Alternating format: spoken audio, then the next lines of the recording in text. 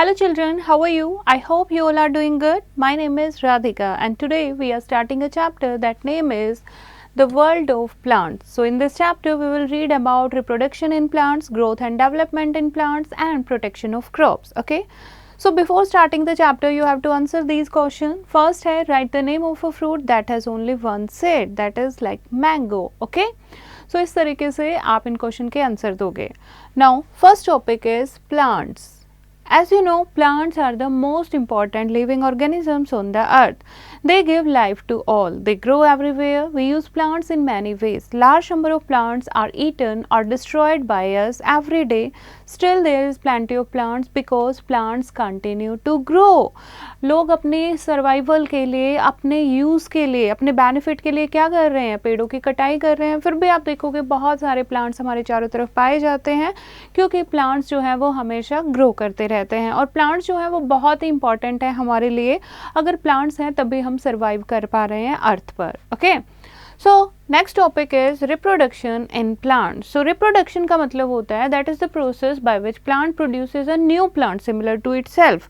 Reproduction मतलब plant जो है वो अपने जैसा ही एक नया प्लांट जो है वो क्रिएट करता है. Okay. So reproduction in plants ensure that new plants of the same types or species are produced. If plants do not reproduce, the plant type or species will no longer exist or will become extinct. अगर plant reproduce ही नहीं करेंगे तो क्या होगा?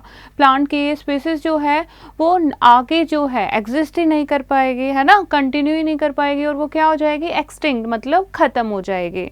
Different plants adopt different methods of reproduction. Plants reproduce in two mainly ways. First है vegetative propagation और second है reproduction through seeds. So first we will do that is vegetative reproduction. Vegetative reproduction क्या होता है? जब seed से grow ना होकर प्लांट डिफरेंट पार्ट से, रूट, स्टेम, लीव्स से ग्रो कराते हैं हम दूसरे प्लांट को, तो उसको क्या कहते हैं? Vegetative propagation. ठीक है. तो फर्स्ट हम रीड करते हैं plants growing from root. Root से कैसे ग्रो होता है? तो पहले प्लांट का स्ट्रक्चर समझ लेते हैं थोड़ा सा. ये क्या होती है? रूट्स. ये क्या होता है? आपका स्टेम जो प्लांट को स्ट्रेट रखता है और ये क्या है? लीफ है. ठीक है. अब रूट्स के थ्रू कैसे प्लांट ग्रो करता है? Plants like sweet potato, dahlia, carrot, radish and turnip develop from the birds present in their roots. If we cut the top portion of a carrot and plant it in the ground, तो क्या होगा? एक नया plant जो है वो grow हो जाएगा. ठीक है. अगर गाजर का ऊपर का पोर्शन जो है वो हम कट करके ग्रो कर देंगे. फाइन. तो ये क्या हो गया? रूट्स के थ्रू कैसे प्रोपगेशन होती है, रिप्रोडक्शन होती है. नेक्स्ट है बच्चे स्टेम के थ्रू कैसे होता है? कुछ प्लांट जो हैं वो स्टेम के थ्रू ग्रो करते हैं. जैसे in some plants birds grow on the stems from which new plant develop. Potato, ginger etcetera are the underground stem which can give rise to a new plant. Fine. Potato के ऊपर आपने देखा होगा कुछ time potato रखे रहेंगे तो छोटे छोटे बर्ड्स उसके ऊपर आ जाते हैं जिसको क्या कहते हैं? आइज. ओके. और उसको जब हम ग्रो कर देते हैं तो वो नया प्लांट ग्रो हो जाता है. Some plants reproduce by bulbs. Bulb क्या होता है? बल्ब एक स्टेम होती है that is surrounded by leaves. Onion is a bulb shaped underground stem and new plants can grow from the onion bulb. The stems of other plants, some plants run above the ground. New roots and shoots grow from these stems. ठीक है. New root और shoot जो है वो किससे grow होती हैं? इन stems से ग्रो हो सकती हैं. And such stems are called runners. और इन स्टेम्स को हम क्या कहेंगे? रनर्स कहते हैं. जैसे स्ट्रॉबेरी है. ठीक है. और आपका कॉमन ग्रास है वो किसके थ्रू ग्रो होता है? रनर्स के थ्रू, स्टेम के थ्रू. नेक्स्ट है बच्चे from leaves. Reproduction from leaves. अब कुछ प्लांट जो हैं वो उनके लीव से ही न्यू प्लांट ग्रो हो जाता है. ठीक है. क्योंकि उनकी लीव्स पर छोटे छोटे बर्ड्स ग्रो हो जाते हैं. जब हम इनको सेपरेट ग्रो करते हैं तो वो न्यू प्लांट में कन्वर्ट हो जाते हैं. जैसे कि bryophyllum and begonia plants reproduce in this manner. This you have to know. Leaves look very different, however every plant has its own distinctive kind of leaf. आपने देखा होगा हर एक पौधे की अलग अलग लीफ होती है. लीव्स जो है वो प्लांट को आइडेंटिफाई करने में हेल्प करती हैं. जैसे कि लोगों के फिंगरप्रिंट अलग अलग होते हैं वैसे ही पेड़ों की लीव्स जो है वो भी अलग अलग होती हैं. नाउ नेक्स्ट टॉपिक है reproduction through seeds.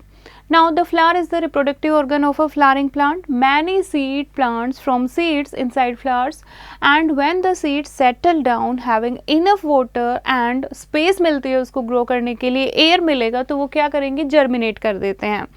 and once the seedling begins to grow out of the seed it also grows roots। और जैसे ही सीड से सीडलिंग ग्रो होगा उसकी रूट भी आ जाएगी और ऊपर शूट सिस्टम भी आ जाएगा और इस तरीके से एक यंग प्लांट ग्रो कर जाता है। उसके बाद नेक्स्ट है बच्चे स्ट्रक्चर ऑफ अ सीड। अब हम पढ़ेंगे सीड का स्ट्रक्चर। सीड के दो पार्ट होते हैं, एक क्या होता है सीड कोट, ये क्या है सीड कोट, जो क्या होता है एक आउटर लेयर होती है, ठीक है। एक होता है कॉटिलेडन, कॉटिलेडन इसके अंदर का पार्ट होता है, और एक क्या होता है एम्ब्रोयो, ये जो ग्रीन पार्ट होता है जो आगे डेवलप होगा तो इसमें फूड स्टोर होता है प्लांट के लिए, सीड के लिए, तो ये क्या होता है एम्ब्रोयो।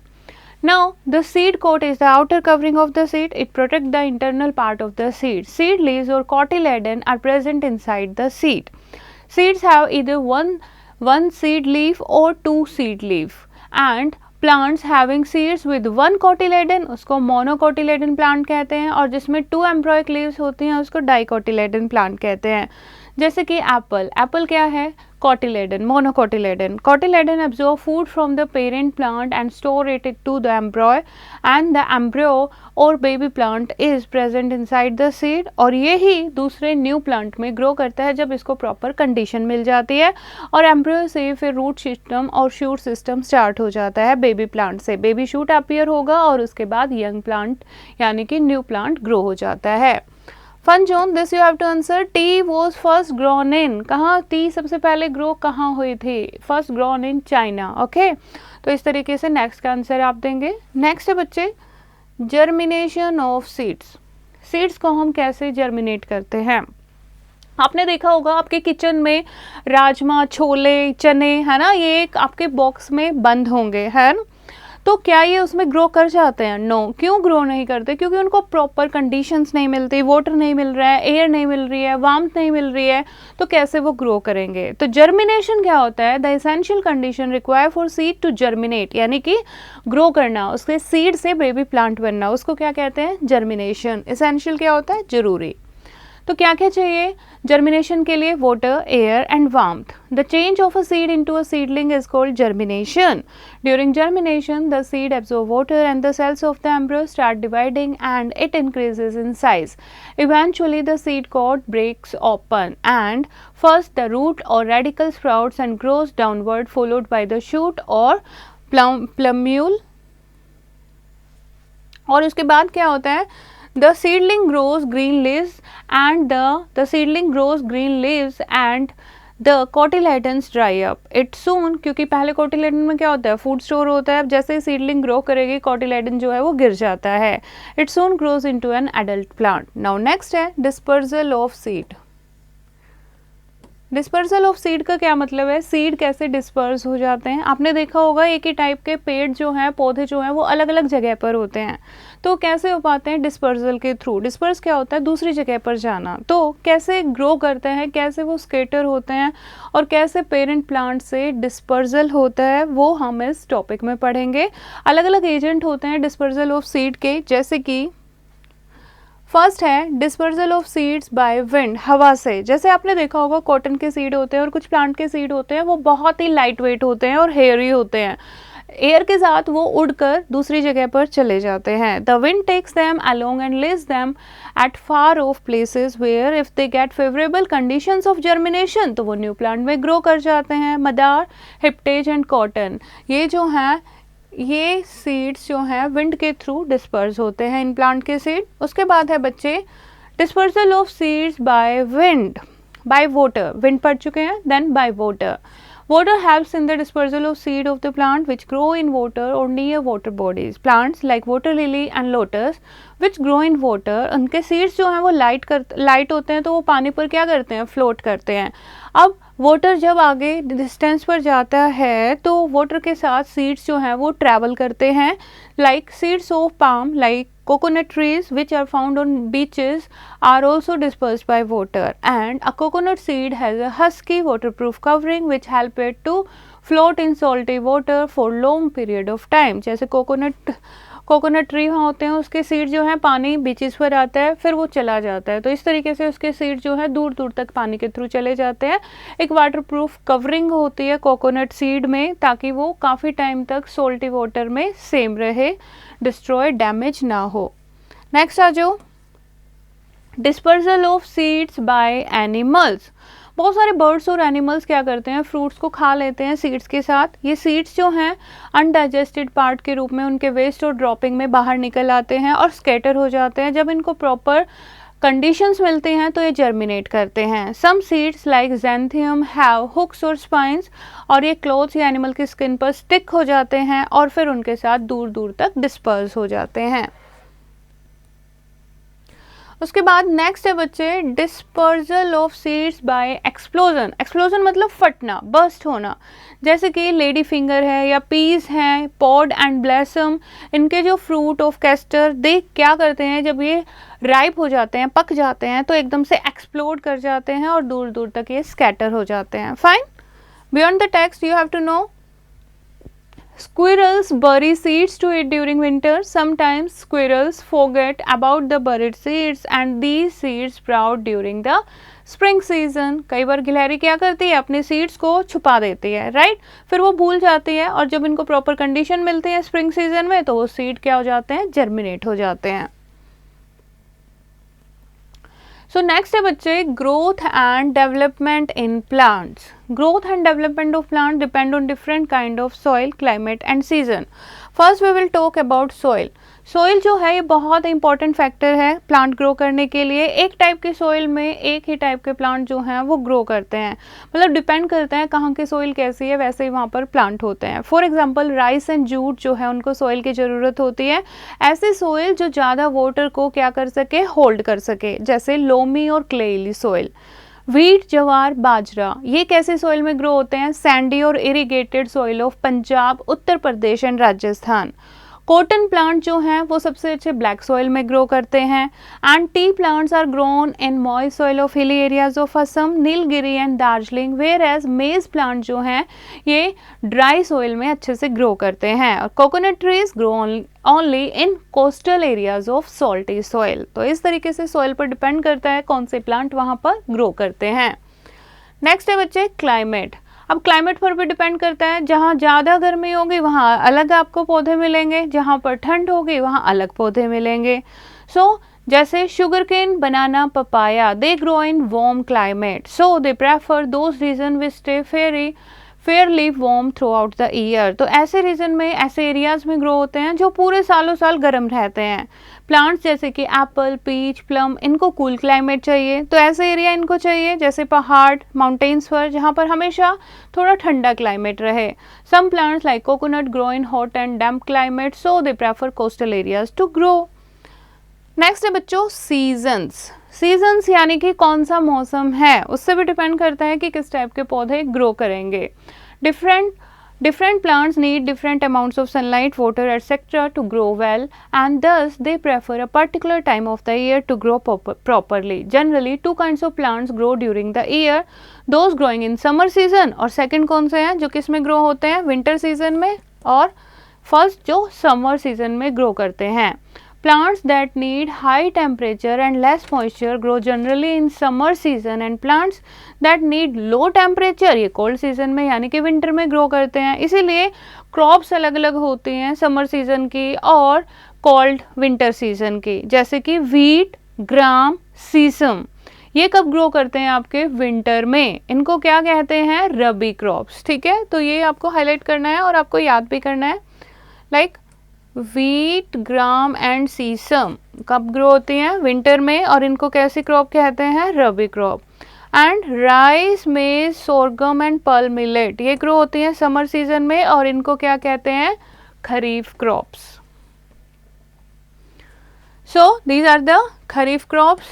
ग्राम ये क्या है आपकी rabi crop and these are the kharif crops. Fine. Next getting good yield from crops. अब क्रॉप्स तो हमने ग्रो कर ली, लेकिन उससे अच्छी पैदावार हो रही है या नहीं, उसके लिए हमें क्या करना चाहिए। सबसे पहले डिग और प्लाउ द सॉइल डीप, अच्छे से हमें सॉइल को प्रिपेयर करना चाहिए ताकि न्यूरिशमेंट जो है वो अच्छे से सॉइल में एयर एंटर कर सके और प्लांट को न्यूरिशमेंट मिल सके। न्यूरिश क्या होता है, supply with what necessary for life health and growth of the plant. ठीक है।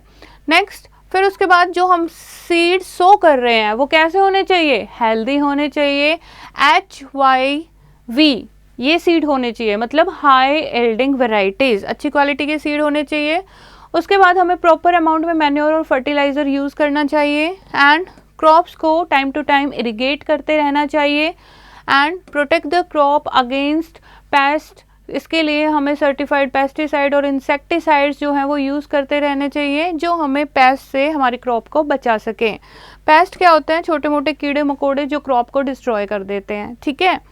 उसके बाद use crop rotation for better yield of crop. ऐसा नहीं है एक ही बार में आप व्हीट ग्रो करते जा रहे हो, नहीं, आपको क्रॉप रोटेशन करते रहना चाहिए, आपको अलग अलग टाइप की क्रॉप ग्रो करते रहना चाहिए। फिर इससे क्या होगा? सॉइल में न्यूट्रिएंट जो हैं वो मेंटेन रहेंगे, ठीक है।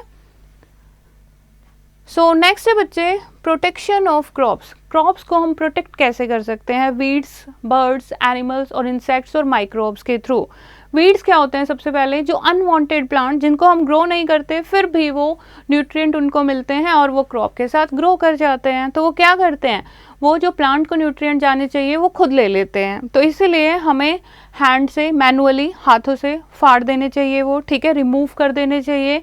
या फिर कुछ ऐसे केमिकल्स आते हैं जो सिर्फ वीड्स को ही डिस्ट्रॉय करते हैं। इंसेक्टिसाइड और पेस्टिसाइड का यूज़ करना चाहिए ताकि harmful insect like grasshopper, locusts, plant lice, इनसे हम अपनी फसलों को बचा सकें। Microbe like bacteria can cause serious disease in the growing crop, तो हमें ऐसे केमिकल का यूज़ करना चाहिए जो माइक्रोब को किल कर दें। बर्ड और एनिमल से भी हमें अपनी क्रॉप को बचाना चाहिए, चारों तरफ फेंसिंग करनी चाहिए या वायर लगानी चाहिए जिससे एनिमल क्रॉप में एंटर ना करे और उसे डिस्ट्रॉय ना करे।